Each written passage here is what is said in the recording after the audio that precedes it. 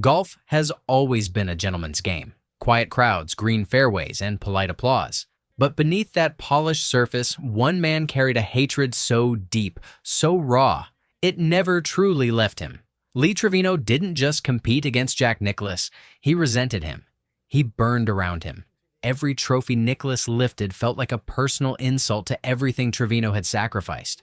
One man born into privilege, handed the finest coaches, the best courses, a golden path straight to the top.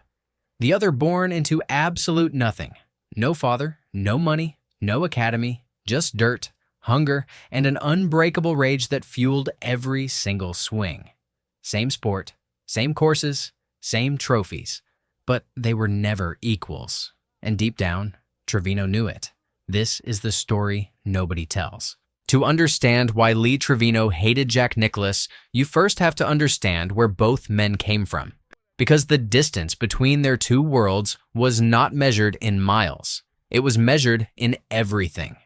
Jack Nicklaus was born in Columbus, Ohio in 1940, into a comfortable, stable family. His father, Charlie Nicklaus, was a successful pharmacist who handed young Jack his first golf club at age 10. Within months, Jack was shooting in the 70s. He had private coaches, country club memberships, and a clear road ahead of him paved with opportunity and applause. The world looked at Jack Nicklaus and saw a champion before he ever won a single tournament. Now picture a completely different America. El Paso, Texas. A dirt-poor neighborhood where dreams felt like a luxury nobody could afford. That is where Lee Trevino grew up. No father in the house. No proper home. As a young boy, Lee worked as a laborer just to survive. He discovered golf not through a country club, but through a driving range where he worked cleaning clubs and shagging balls for pennies. He taught himself to swing in a dirt field. No coach, no guidance, no safety net. Just raw survival instinct disguised as talent. 2 boys, 1 sport. But from the very beginning, the game was never fair. Lee Trevino turned professional in 1960 with nothing but confidence and a self-taught swing that every golf expert called unconventional, awkward, and impossible to sustain at the highest level. The critics laughed. The establishment ignored him. The country clubs that represented professional golf at that time had no place for a poor Mexican-American kid from Texas with no pedigree and no connections. But Trevino had something none of those critics possessed. He had been forged in hardship. While Nicklaus was practicing on pristine fairways with world-class coaches studying his every move, Trevino was grinding on public courses, hustling money games just to eat. He would bet everything on a single round just to keep the lights on. That kind of pressure either breaks a man completely or builds him into something unbreakable. It built Trevino into a weapon. In 1967, he arrived at the U.S. Open and finished 5th, shocking the entire golf world. Nobody knew his name before that week. Everybody knew it after. Then, in 1968, he won the U.S. Open outright, beating the field with that same ugly, impossible swing the experts had dismissed for years. Lee Trevino had arrived, and the establishment that once ignored him had no choice but to watch. But one man at the top was watching more carefully than anyone else: Jack Nicklaus. People assume the hatred between Trevino and Nicklaus was born on the golf course. A missed putt, a lost tournament, a heated exchange. But the truth runs much deeper than any single moment. The hatred was never about golf. It was about respect, or more precisely, the lack of it. When Trevino burst onto the professional scene, the golf world was completely dominated by Jack Nicklaus. Nicklaus was untouchable. He was already a living legend, worshipped by fans, celebrated by media, and treated like royalty everywhere he played. And when Trevino arrived, the media and the establishment did not see a champion. They saw a novelty, a colorful, loud, joke-cracking Mexican-American who was fun to watch, but not quite serious enough to be considered elite. They gave him a nickname, the Merry Mex, meant to be affectionate, but carrying underneath it a quiet dismissal. Trevino felt it every single day. He watched how the galleries treated Nicklaus with reverence and how they treated him with amusement. He watched how sponsors flocked to Nicklaus and how he had to fight for every single endorsement. He watched the golf world place Nicklaus on a throne that felt permanently out of reach for someone like him. And that feeling, That burning awareness of being seen as less transformed slowly and quietly into something Trevino never fully let go of: hatred. If there was one moment that defined the Trevino and Nicklaus rivalry forever, it was the 1971 U.S. Open at Marion Golf Club in Pennsylvania. Nicklaus arrived as the favorite. He was always the favorite. The crowd expected him to win. The media expected him to win. The entire golf establishment expected him to win. But Trevino had other plans. Both men finished regulation tied, forcing an 18-hole playoff the following day. That night, Trevino slept like a man with nothing to lose, because in his mind, he never had anything to lose.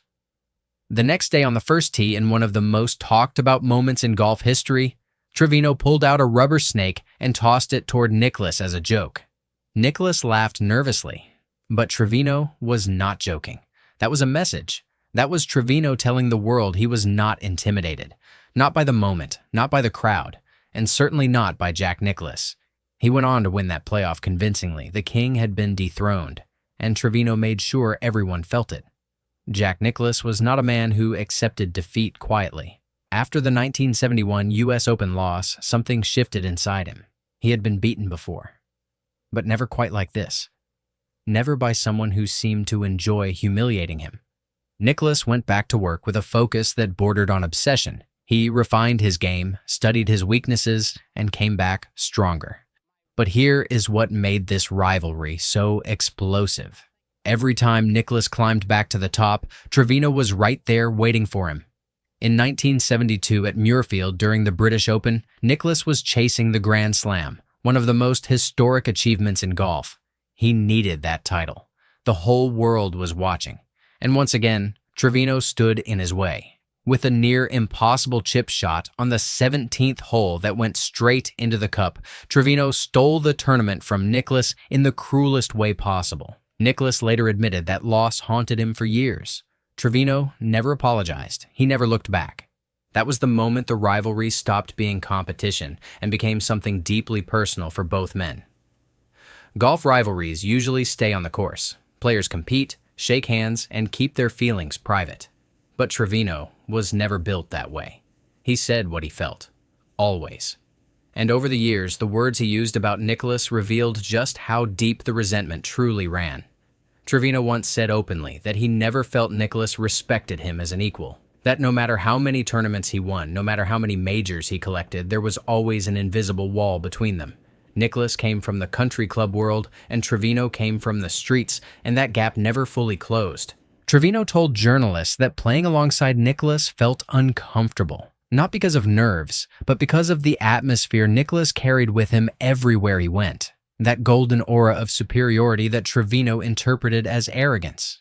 Nicklaus, on the other hand, always spoke about Trevino with careful, measured politeness.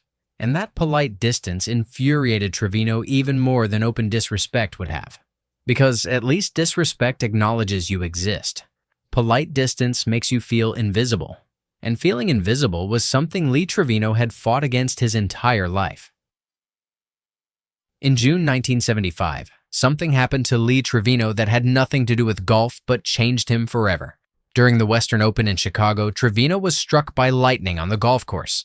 The bolt threw him to the ground and sent violent shockwaves through his entire body. He survived, but the damage was permanent. The lightning left him with severe back injuries that would haunt every single swing for the rest of his career. For any other man, that would have been the end. But Trevino came back, slower, in more pain, but back. And here is what truly reveals the depth of his character. Even after everything his body had suffered, even after facing something that terrifying, the fire inside him never dimmed. He returned to the tour, competed at the highest level, and continued pursuing Nicklaus with the same burning intensity as before. Some hatreds survive even lightning. As both men aged and their playing days slowly faded, the world expected the rivalry to soften. Expected Trevino to finally let go of whatever he carried inside him. But the truth was far more complicated than that. Trevino never stopped feeling like an outsider in a sport that was built for men like Nicklaus. Even after winning 6 major championships, even after being inducted into the World Golf Hall of Fame, even after becoming one of the most beloved figures in golf history, that feeling never completely disappeared. Nicklaus finished his career with 18 majors, a number so overwhelming it cast a shadow over everyone who competed in his era. And Trevino, despite his brilliance, despite his fight, despite everything he overcame, lived inside that shadow. Not because he was lesser, but because the game was never designed to give men like him an equal chance. History has been kind to both men, but history also tells the truth if you listen carefully enough. Jack Nicklaus is rightfully celebrated as the greatest golfer who ever lived. 18 majors, a record that has stood for decades and may never be broken. But Lee Trevino represents something that statistics alone can never capture. He represents every person who was told they did not belong, every person who fought a system designed to keep them out, every person who won anyway. The hatred Trevino carried toward Nicklaus was never really about Nicklaus the man. It was about everything Nicklaus represented: privilege, access, a world that opened its doors for some and slammed them shut for others. Trevino did not hate a golfer. He hated what that golfer symbolized. And that is a feeling millions of people across generations have understood in their own lives. That is why this story still matters today. Lee Trevino and Jack Nicklaus never truly buried their differences. But together, whether they liked it or not, they made golf greater than it had ever been before. Nicklaus pushed the boundaries of excellence. Trevino pushed the boundaries of who excellence was allowed to belong to. Without Nicklaus, Trevino had no mountain to climb. Without Trevino, Nicklaus had no one worthy enough to truly test him. That is the painful, beautiful truth about rivalry. It demands the best from both sides. Lee Trevino grew up with nothing, fought everything, and left behind a legacy that will never be forgotten. Not just as a golfer, but as a man who refused to be invisible. And sometimes the most powerful thing a person can do is simply refuse to disappear.